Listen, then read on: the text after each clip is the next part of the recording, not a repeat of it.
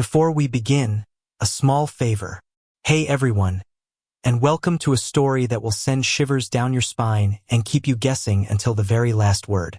If you're a fan of true crime, psychological thrillers, and stories that delve into the darkest corners of the human psyche, you're in the right place. We're about to embark on a journey through fear, confusion, and the relentless pursuit of justice. But before we plunge into the chilling tale of the Crimson Reaper, I have a quick request. If you enjoy this story, if it keeps you on the edge of your seat, and if you appreciate the effort put into crafting a narrative that aims to truly disturb and intrigue, please consider hitting that subscribe button. Your support means the world to me and helps me bring more compelling stories like this to life. It's just a click, but it makes a huge difference. Now, with that out of the way, dim the lights, silence your phones, and prepare yourselves. Because once you step into this world, there's no turning back. October 26, 2023. Juniper Ridge, Oregon. The crisp autumn air, usually a harbinger of cozy evenings and pumpkin spice lattes in the quaint town of Juniper Ridge, felt different tonight. There was an unnatural stillness, a quiet dread that seeped into the bones of its 12,000 residents, a premonition of the storm that was about to break. It was supposed to be a regular Friday night. High school football games had just wrapped up. The local diner was bustling with post-game chatter, and the aroma of wood smoke mingled with fallen leaves. But for the O'Connell family, their evening was about to descend into a nightmare that would echo across the nation. Sergeant David Miller of the Juniper Ridge Police Department was nearing the end of his shift, nursing a lukewarm coffee as he filled out paperwork for a routine fender bender. He was a man etched by years of small-town policing kind eyes, a slight paunch, and a weariness that spoke of more sleepless nights than he cared to count. Juniper Ridge was his home, his sanctuary from the chaotic urban sprawl of Portland, a place where the biggest crime usually involved a stolen garden gnome or a boisterous bar fight. He liked it that way. It allowed him to be home for dinner, to tuck his daughter, Emily, into bed, and to believe wholeheartedly in the safety of his community. Then the call came. Sergeant Miller, 911 dispatch. We have a priority 1 at 142 Sycamore Lane. Multiple fatalities. Caller is hysterical, says it's a bloodbath. The words hung in the air, cold and sharp, shattering the mundane peace of the precinct. Miller's heart, usually a steady drum, lurched. Blood. A bloodbath? He repeated, his voice strained. That wasn't Juniper Ridge. That wasn't possible. He barked orders, grabbed his gear, and was in his patrol car within 90 seconds, the siren wailing a mournful dirge through the darkening streets. The drive to Sycamore Lane, usually a leisurely 5 minutes, felt like an eternity. Each turn brought him closer to the unimaginable. The scene that greeted him at 142 Sycamore Lane would haunt his dreams for years to come. The O'Connell house, a cheerful yellow colonial with a meticulously kept garden, was now a tableau of unspeakable horror. The front door was ajar, a silent invitation to the macabre. A faint, metallic smell, thick and sickening, permeated the air. He found Officer Jenkins, a rookie fresh out of the academy, vomiting violently in the bushes, his face ashen. Sir.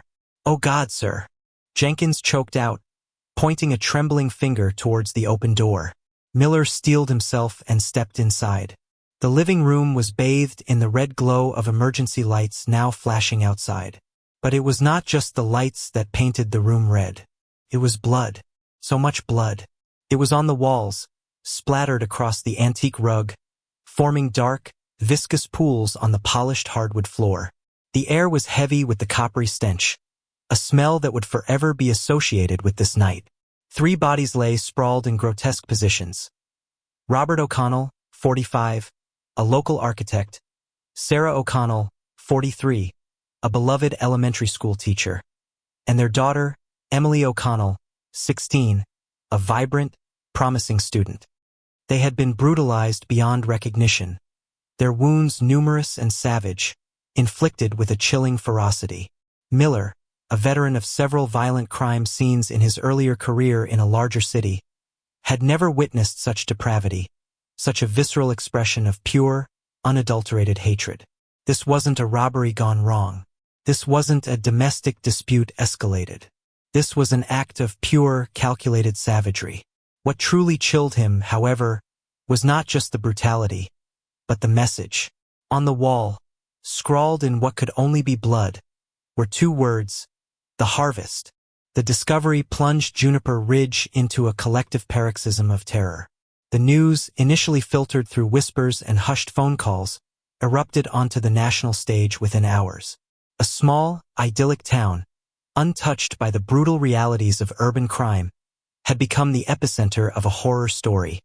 The sheer barbarity of the murders, the seemingly random nature of the attack on a well-respected family, and the ominous message left behind, painted a picture of a new, terrifying breed of killer. FBI Special Agent Anya Sharma was one of the first federal agents on the scene.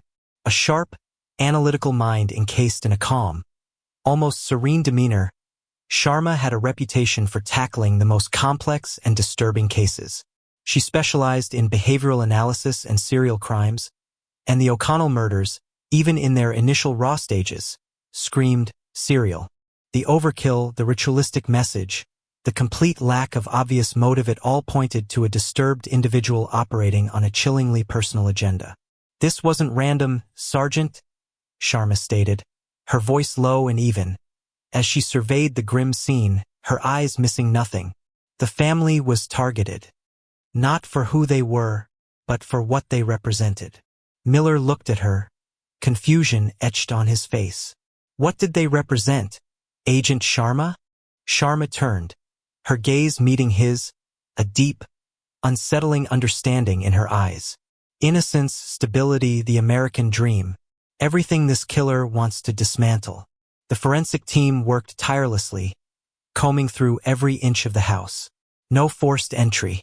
No signs of struggle, at least not initially. The O'Connells had been ambushed, caught off guard. The killer had been precise, methodical, and incredibly efficient. They found no fingerprints, no DNA that didn't belong to the family or the first responders.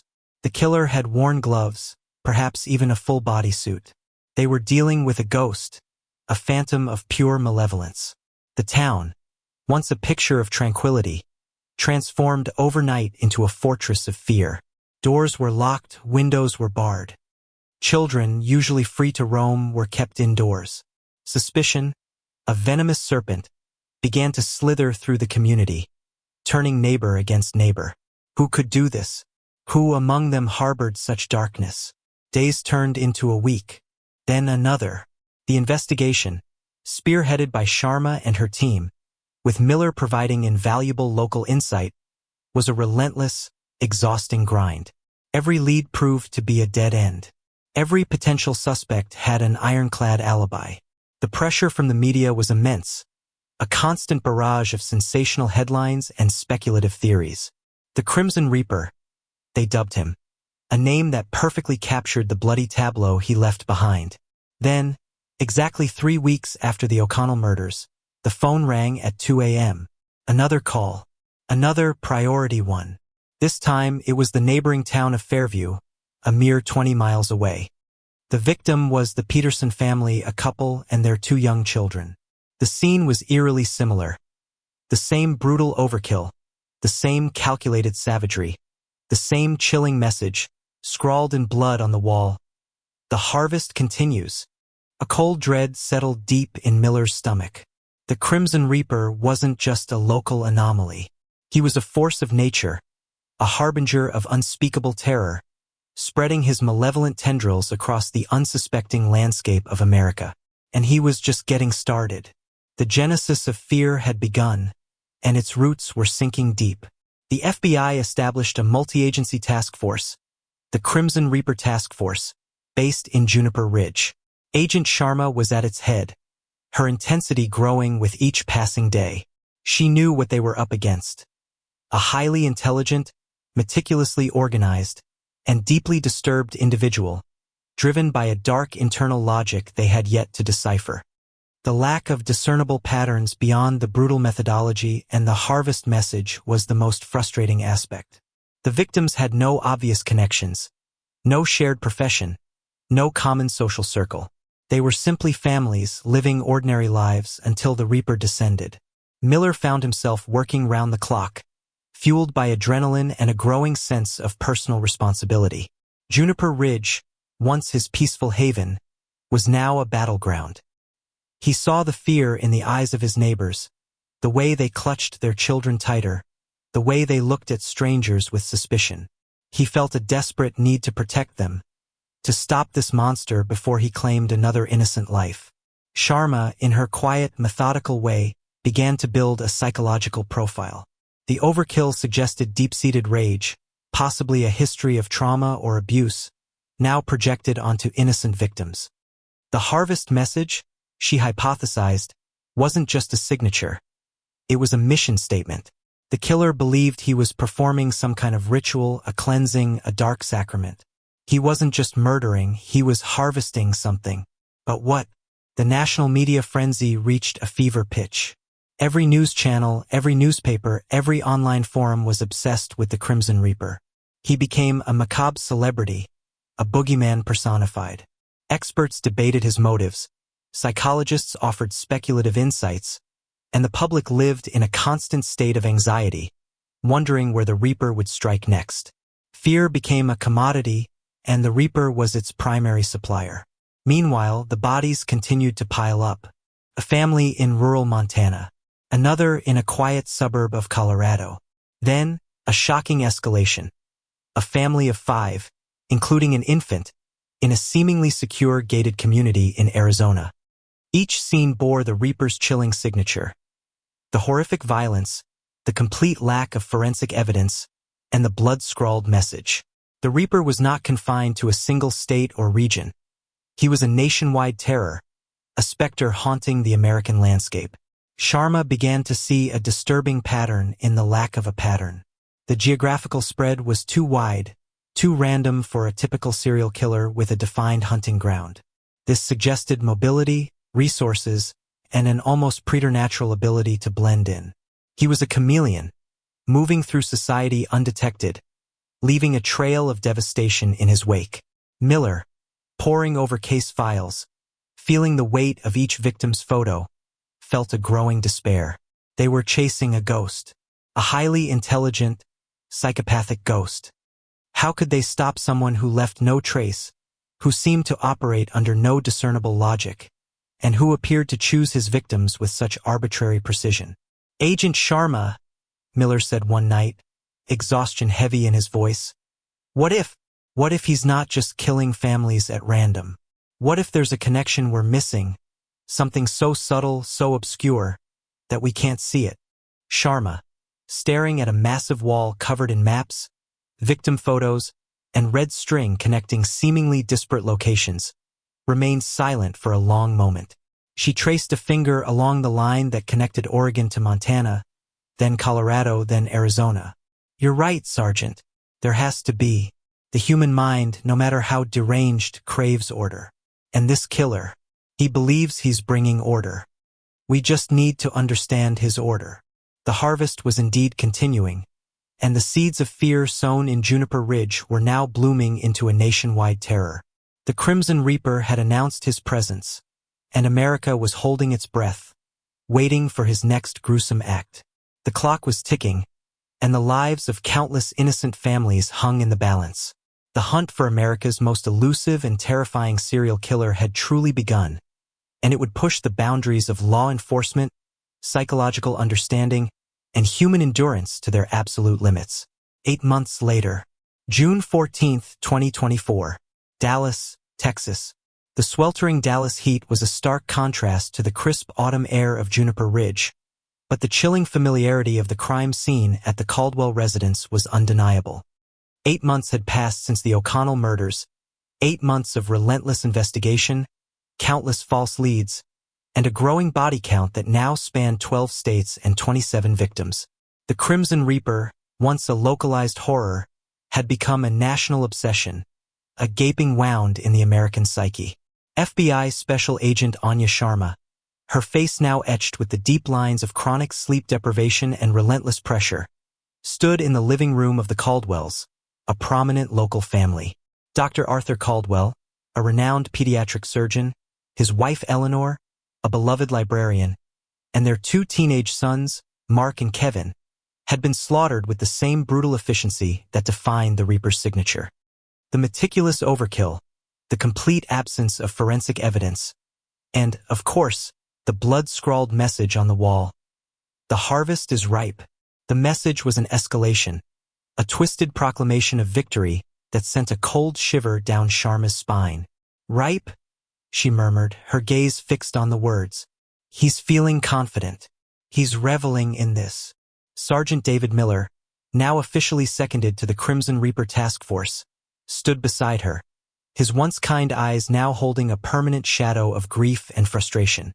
He had aged significantly, his hair flecked with more gray, his posture slightly hunched under the immense weight of the case. He remembered the O'Connells, the first family, and the horror he felt that night still resonated within him. Now that horror had multiplied, echoed across the nation, each new victim a fresh stab wound to his hope. He's getting bolder, Anya, Miller said, his voice raspy. Moving into bigger cities. Dallas isn't a sleepy town like Juniper Ridge. Sharma nodded, her mind racing. That's exactly it, David. He's adapting, testing our limits. He knows we're hunting him, and he's almost taunting us. She walked over to the forensic team, who were meticulously bagging and tagging items, their faces grim. Anything new, Dr. Chun? Dr. Evelyn Chun, the FBI's lead forensic psychologist, shook her head, her usually vibrant eyes weary. Same as always, Agent Sharma. Ghost. No prints, no DNA. We're running trace evidence, but my gut says it'll be a wash, just like the others. What's more disturbing is the precision. He knew the layout of the house. He knew where the family would be. It suggests prior surveillance.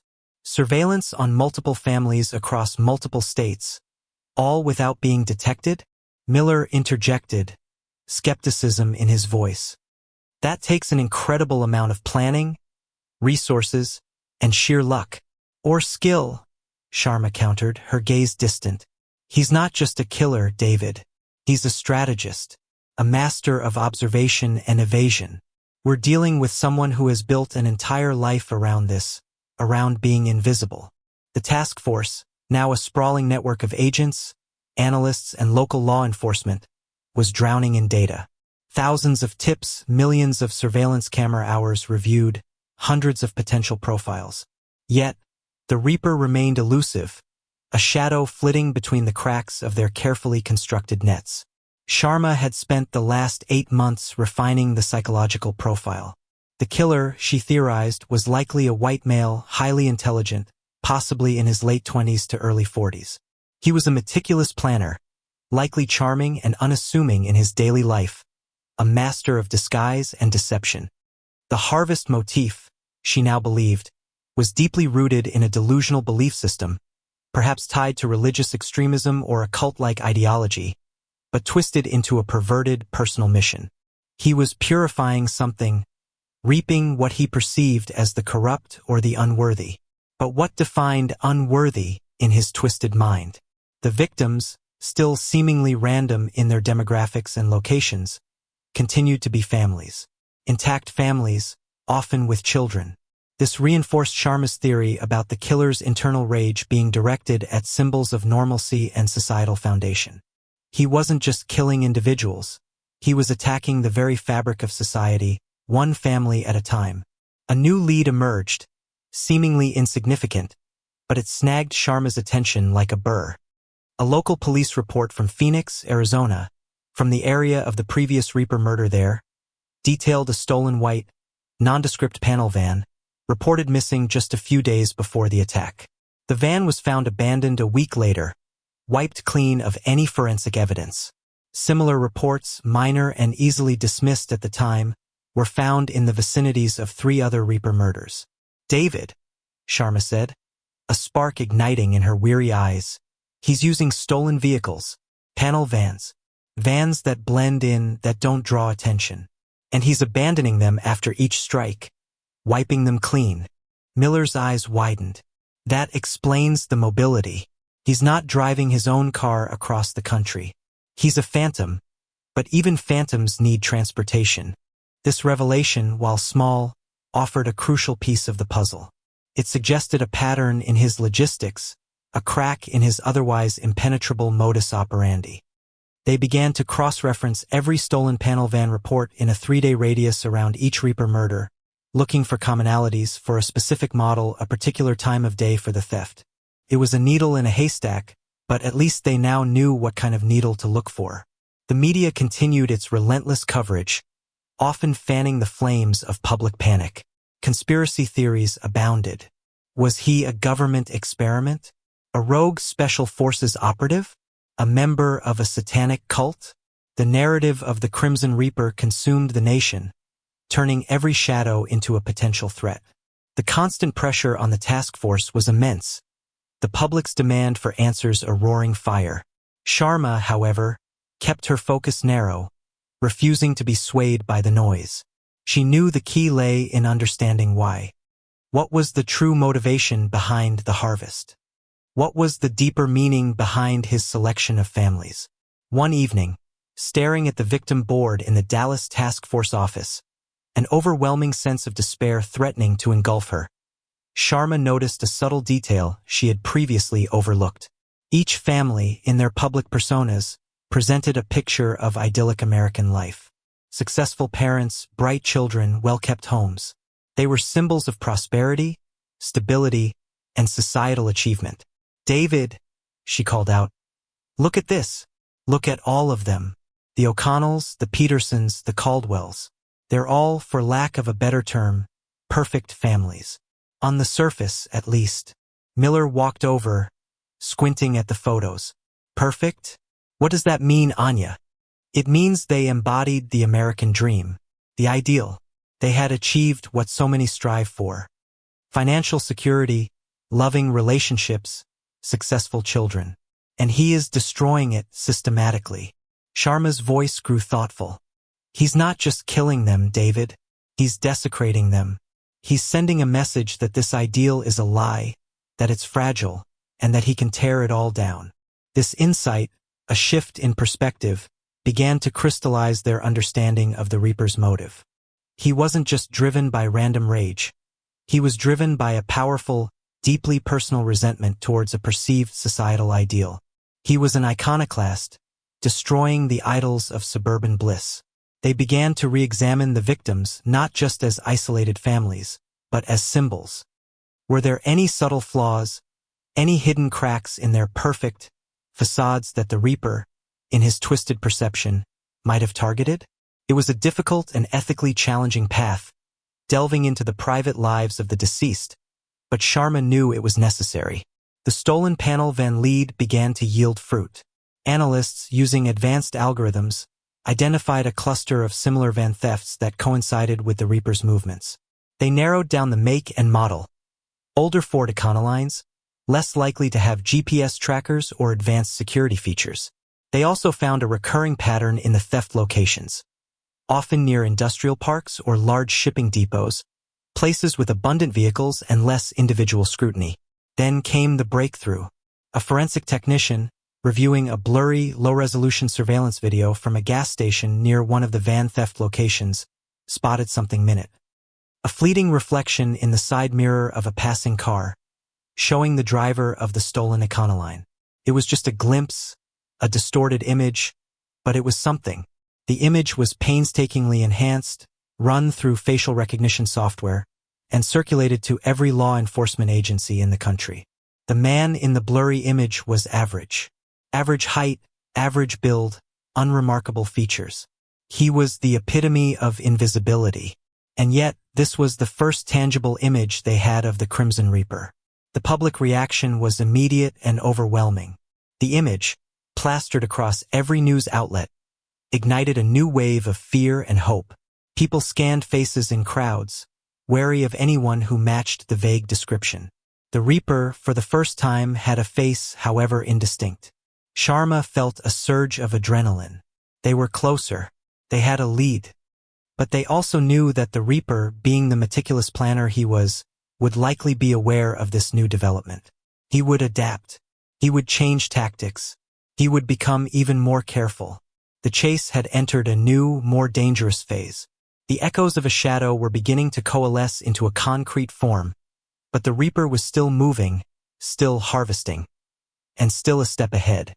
The question wasn't just who he was, but when and where he would strike again, and if they could finally catch him before he claimed another innocent family. The nation held its breath, waiting for the final, terrifying chapter of the Crimson Reaper. 3 weeks later, July 5, 2024, Salt Lake City, Utah. The grainy, enhanced image of the Crimson Reaper, now emblazoned on every news channel and digital billboard across the nation, had done little to deter him. In fact, it seemed to embolden him. 3 weeks after the Dallas murders, another family, the Lees, was found brutally murdered in their suburban Salt Lake City home. The scene was the same horrific tableau, the same lack of forensic evidence, and the same chilling message, scrawled in blood, but with a horrifying twist. The harvest is complete. I am here. The message sent a collective shiver down the spine of the nation, and a jolt of alarm through the Crimson Reaper task force. I am here. It was a direct challenge, a personal taunt. He wasn't just killing, he was playing a game, and he believed he was winning. Agent Anya Sharma, her face hollowed by exhaustion, but her eyes burning with an unyielding resolve, stood in the sterile, fluorescent-lit command center in Salt Lake City. Sergeant David Miller, his jaw clenched, stared at the massive map, now adorned with dozens of red pins marking each murder site. The Reaper had crisscrossed the country, leaving a trail of unimaginable devastation. He wants us to find him, Sharma stated, her voice calm amidst the controlled chaos of the command center. This isn't about hiding anymore. This is about proving a point. He's escalating. The task force had poured every resource into the fuzzy image, generating hundreds of potential matches, running them through every database imaginable. But the image was simply too generic, too indistinct. He was a ghost, almost impossibly average. However, the I am here message, coupled with the latest murder in Salt Lake City, provided a crucial, albeit terrifying, clue. The Reaper was no longer just a nomadic killer. He was establishing a presence. He was waiting. Sharma's team, utilizing advanced geographical profiling software, overlaid all the murder locations, not just to trace his path, but to find potential convergence points. Where would a killer who believed he was completing a harvest choose as his final act? Where would he make his stand? The software highlighted several areas, but one stood out: a triangular region encompassing Denver, Salt Lake City, and a remote, mountainous area of Wyoming. It was in the center of the country, away from the coastal hubs, a place that resonated with a twisted sense of American heartland symbolism. And, crucially, it had been the general direction of his last few strikes. While the task force analyzed the geographical data, Dr. Evelyn Chun, the forensic psychologist, had been meticulously dissecting the harvest motif. She had delved into ancient mythologies, obscure religious texts, and extremist ideologies. Her research had finally yielded a disturbing potential connection. A fringe anti-establishment, apocalyptic cult that had briefly gained traction in the late 1990s, centered on the idea of a great cleansing or harvest of the unworthy, those who had embraced societal comforts and materialistic ideals. The leader of this cult, a charismatic but deeply disturbed individual named Silas Thorne, had preached that the American dream was a disease, and only blood could cure it. The cult had largely disbanded after Thorne's mysterious disappearance following a federal investigation into their activities in 2002. The language, Agent Sharma, Dr. Chun explained, her voice grave, it's almost identical. The harvest is ripe. The great cleansing. This isn't just a serial killer's personal delusion. This is a perversion of a pre-existing ideology. And Silas Thorne preached it from a commune in a remote part of Wyoming. A chilling realization dawned on Sharma. Wyoming, the same area our geographical profile is highlighting as a potential convergence point. What if the Reaper is a former member of this cult? Or even worse, what if he's Silas Thorne himself? The idea that the elusive Crimson Reaper was not just an isolated psychopath but a figure from a past, almost forgotten extremist movement, added a new layer of complexity and horror to the case. It also provided a potential identity, a history, a motive beyond random rage. The FBI quickly pulled up Silas Thorne's file. He had disappeared without a trace. His followers, mostly disenfranchised young adults, had scattered. There were no known relatives, no clear current whereabouts. The blurry image of the Reaper was compared to old photographs of Thorne. There was a resemblance, a strong one, but Thorne would have aged.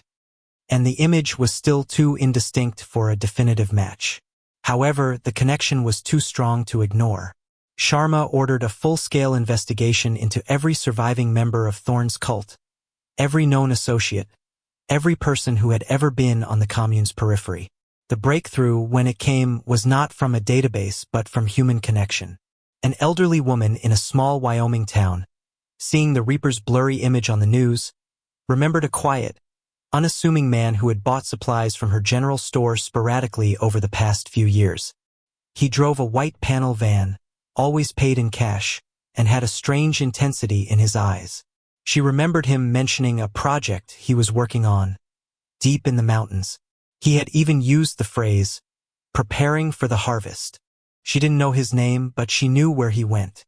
She described a hidden, overgrown track leading deep into the Wind River Range, towards an abandoned mining claim.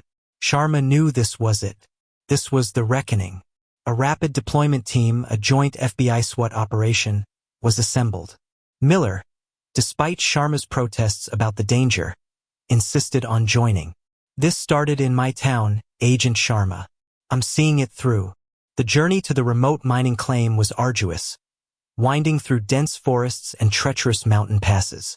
As they approached the coordinates provided by the old woman, a makeshift compound came into view. A collection of ramshackle cabins, a larger, more imposing structure that looked like a converted barn, and a crudely built watchtower. The air was thick with an unsettling silence. "This is it," Sharma whispered, her hand on her weapon. "This is his sanctuary." The compound was eerily deserted. No cars, no signs of recent activity. It was a ghost town, but a ghost town that hummed with a palpable sense of menace. As the team cautiously entered the main barn-like structure, they were met with a scene that made even the hardened agents gasp. The barn had been transformed into a macabre shrine. Walls were covered with maps, news clippings about the Crimson Reaper murders, and hundreds of photos of his victims, all arranged in a chillingly methodical display. At the center of the room, on a raised platform, was a crude altar. And on the altar, illuminated by a single bare bulb, lay a collection of personal items. A child's worn teddy bear, a wedding ring, a family photo with faces scratched out. These were the harvest. And then, on a large canvas draped behind the altar, scrawled in what appeared to be dried blood, were the words, "The seed is planted. The harvest is eternal." Suddenly, a voice boomed from hidden speakers, amplified and distorted. "Welcome, agents. You've finally found my temple. My work is done. The seeds of fear have been sown. The harvest will never end." It was Silas Thorne. His voice, aged but still resonant with a terrifying conviction, filled the room. The team spread out, searching for Thorne, their weapons raised. But he wasn't there. He was broadcasting from somewhere else. Then, a hidden door slid open, revealing a deeper, darker room. Inside, they found a meticulously organized control center. Monitors displaying live feeds from hidden cameras around the compound, shortwave radios, and a sophisticated system for manipulating the audio. And there, strapped to a chair, bound and gagged, was a man. He was average, unassuming, his face matching the blurry image of the Crimson Reaper. But it wasn't Silas Thorne. As Sharma rushed forward, the man in the chair, his eyes wide with terror, struggled to speak. Miller tore off the gag. He made me," the man choked out, his voice trembling. "He manipulated me. He controlled me." The man's name was Arthur Jenkins. He was a former follower of Silas Thorne's cult, a lost, impressionable soul whom Thorne had groomed and brainwashed for years. Thorne, the true Crimson Reaper, had been operating from the shadows, a puppet master, using Jenkins as his instrument of terror. He had meticulously planned each murder, provided Jenkins with the logistics, the escape routes, the harvest messages, and had instilled in him the twisted belief that he was performing a righteous cleansing. Arthur Jenkins was the face of the Reaper, but Silas Thorne was its cold, calculating brain. As they processed Jenkins, the true scope of Thorne's genius and depravity became clear. He had meticulously selected Jenkins for his anonymity, his malleability, and his deep-seated psychological vulnerabilities. He had meticulously orchestrated every single murder, every single detail, from his remote sanctuary, all while never once laying a hand on a victim himself. He was the ultimate serial killer, operating through proxies, creating a legend of terror without ever getting blood on his own hands. The broadcast continued, Thorne's voice chillingly calm. "You have caught my puppet, but you have not stopped the harvest. The fear I have planted will grow. It will consume you. It will tear your society apart from within. This is just the beginning." Then, with a final, echoing laugh, the broadcast cut out. The task force launched a massive manhunt for Silas Thorne, a manhunt far more extensive and desperate than the one for Jenkins. They now understood the true nature of the Crimson Reaper, a twisted ideologue, a master manipulator, who had unleashed a wave of terror across America without ever revealing his true face until now. Jenkins provided vital information about Thorne's methods, his hideouts, and his delusional ideology. He led them to a hidden bunker, deep beneath the compound, where Thorne had been living and orchestrating his horrific campaign. But Thorne was gone. He had anticipated their arrival, making his escape moments before they breached the compound, leaving behind only his chilling final message. The unmasking of the Crimson Reaper, though it revealed a puppet and his master, brought a complicated mixture of relief and renewed fear. Arthur Jenkins was arrested, tried, and eventually convicted for the murders. But Silas Thorne, the true architect of the terror, the original Crimson Reaper, remained at large, a ghost in the machine, a shadow lurking in the periphery.